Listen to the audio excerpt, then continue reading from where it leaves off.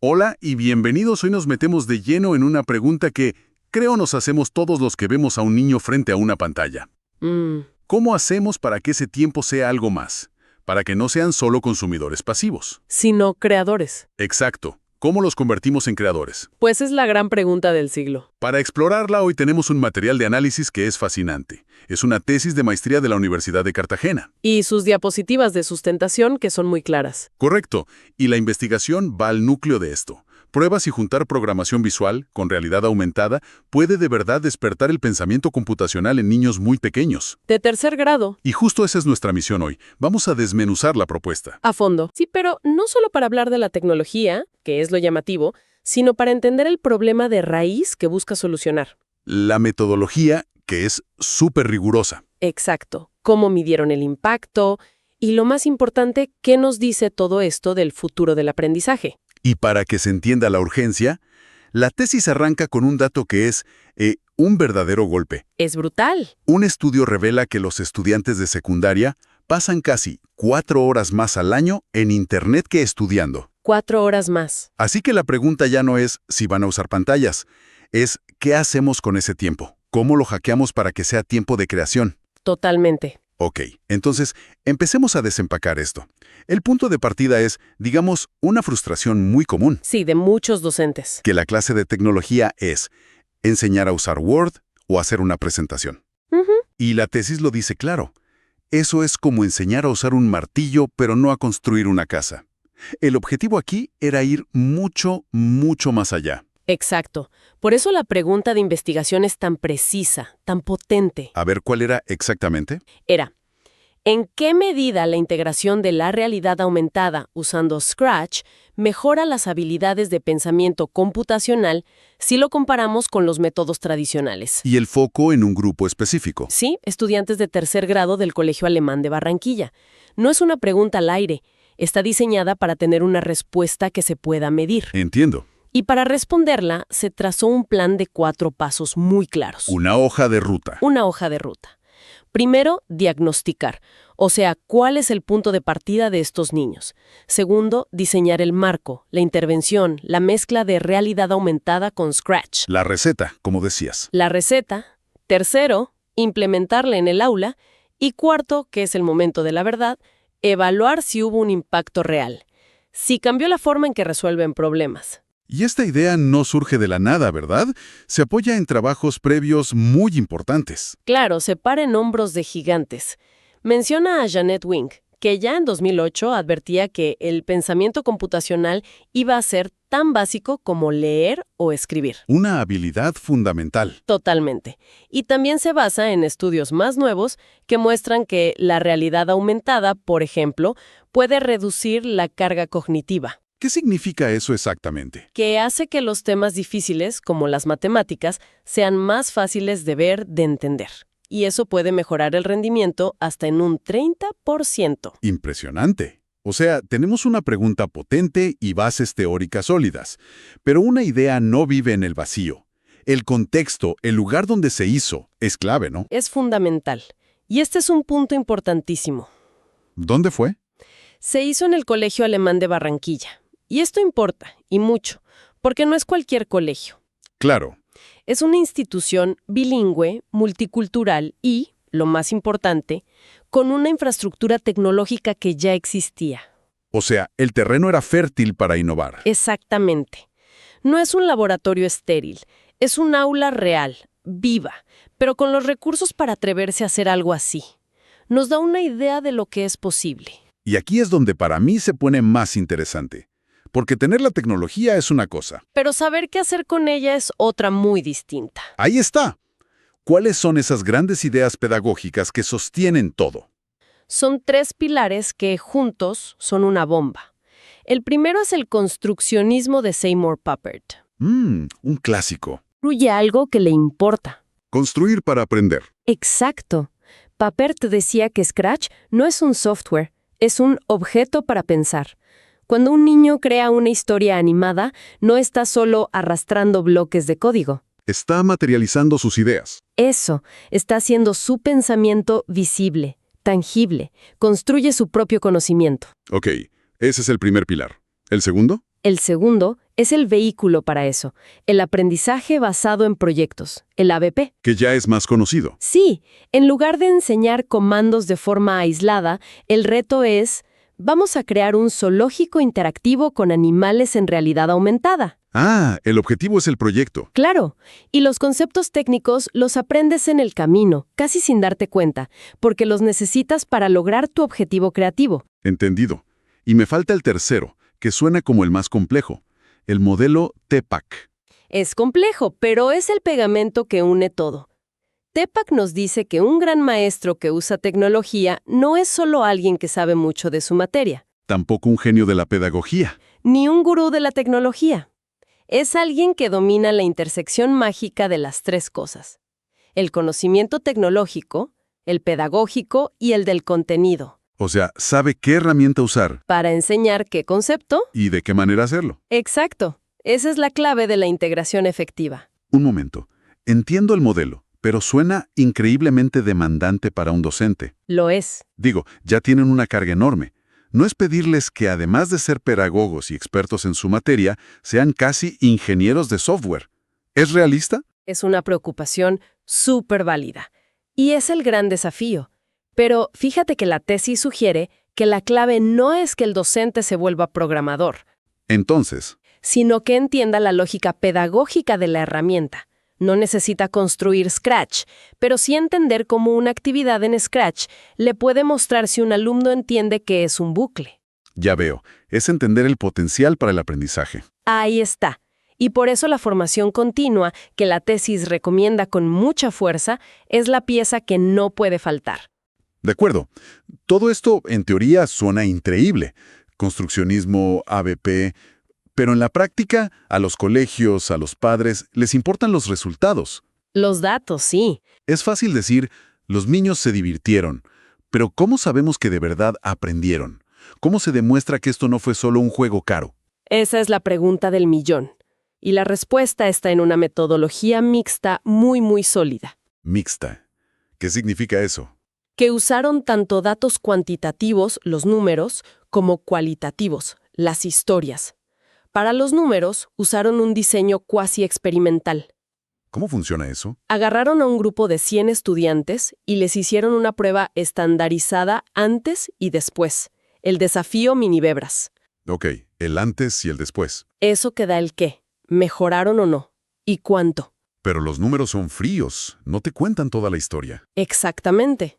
Por eso viene la parte cualitativa, que busca el cómo y el por qué. ¿Y ahí qué hicieron? Analizaron los proyectos que los niños crearon en Scratch, con rúbricas, leyeron sus diarios reflexivos, donde ellos mismos contaban sus procesos. Sus frustraciones y sus logros. Todo. Y además hicieron observaciones en clase y entrevistas. Esa combinación me parece fascinante. Porque es como ser un detective. Totalmente. Tienes la huella dactilar, que es el número del test, pero luego tienes el testimonio, el diario del estudiante que le da vida y contexto a esa huella.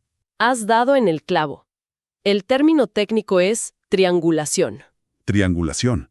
Y le da una solidez a las conclusiones que es muy difícil de discutir.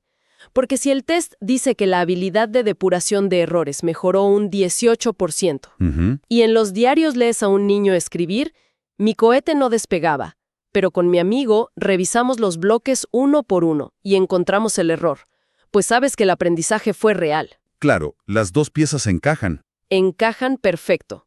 Y todo esto se enmarca en un modelo que se llama investigación basada en diseño. ¿Y eso qué es? Es un enfoque ideal para la educación porque es muy práctico.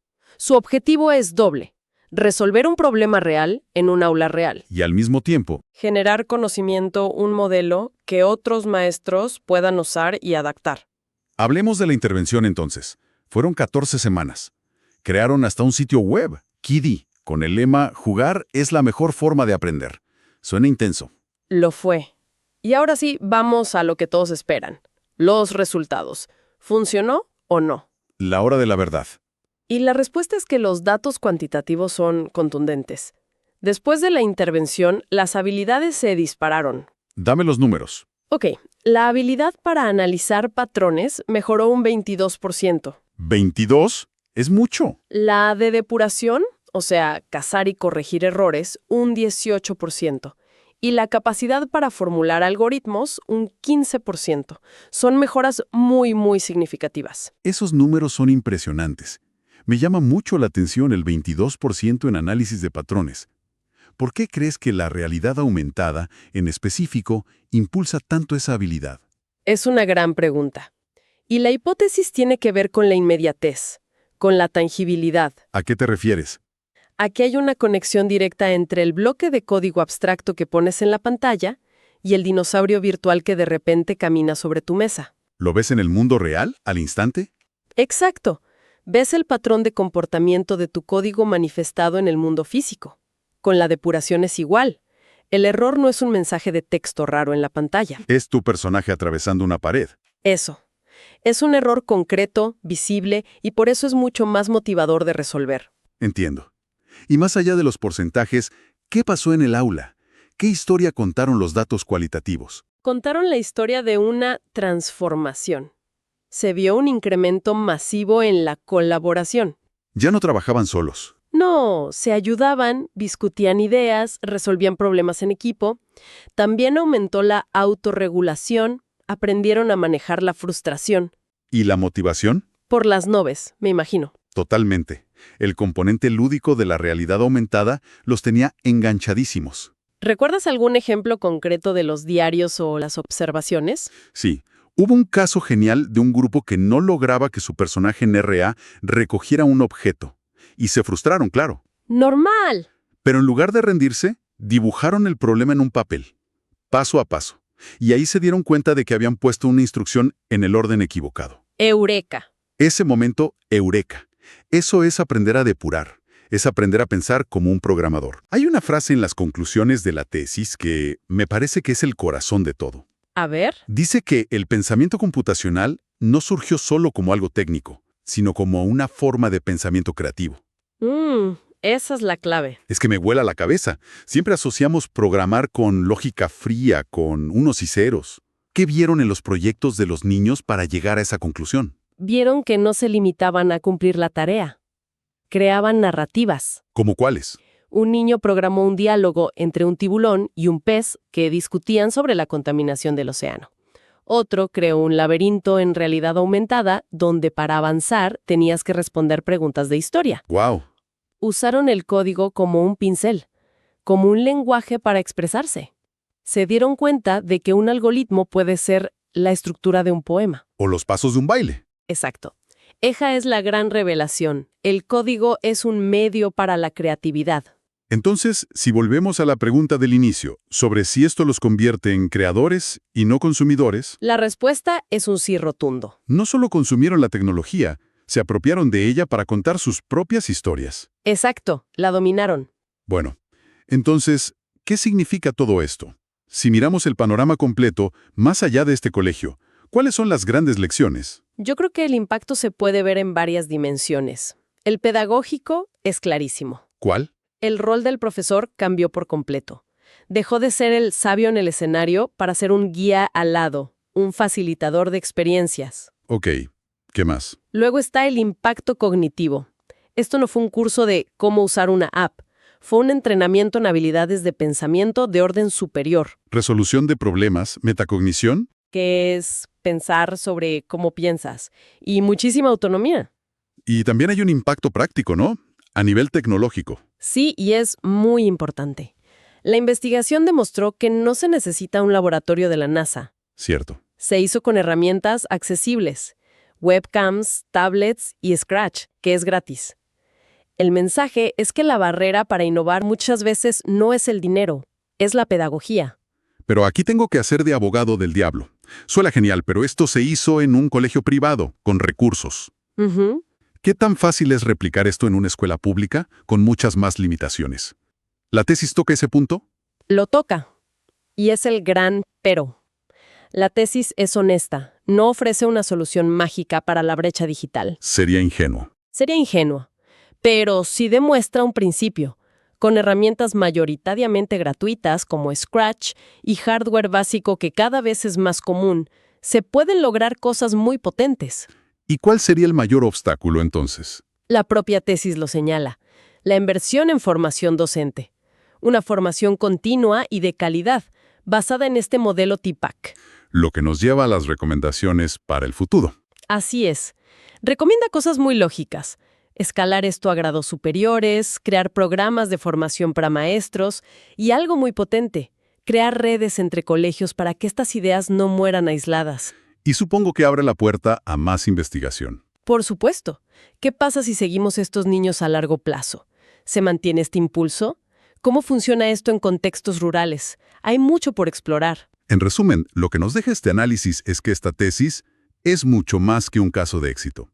Es un mapa. Un modelo. Un modelo validado y replicable de cómo enseñar las habilidades del futuro, de una forma que engancha, que empodera y que al final del día funciona. Y aquí te dejo una idea que es la que a mí no me ha dejado tranquilo desde que leí esto. A ver. Todo el estudio se centra de forma brillante en Scratch y realidad aumentada. Herramientas de hoy. Pero, ¿y mañana? Ya existen plataformas donde los niños no solo programan, sino que colaboran con una inteligencia artificial para crear. ¿Colaboran con una IA? Sí, para crear juegos, música, lo que sea. Y la pregunta que esta tesis nos deja casi sin querer es monumental. ¿Cuál es? ¿Estamos preparando a los niños solo para darle instrucciones a una máquina tonta? ¿O los estamos preparando para dialogar, para negociar y para crear en conjunto con inteligencias artificiales? Son dos habilidades radicalmente distintas. Radicalmente distintas. Y ese futuro ya no está tocando la puerta, ya entró en la sala.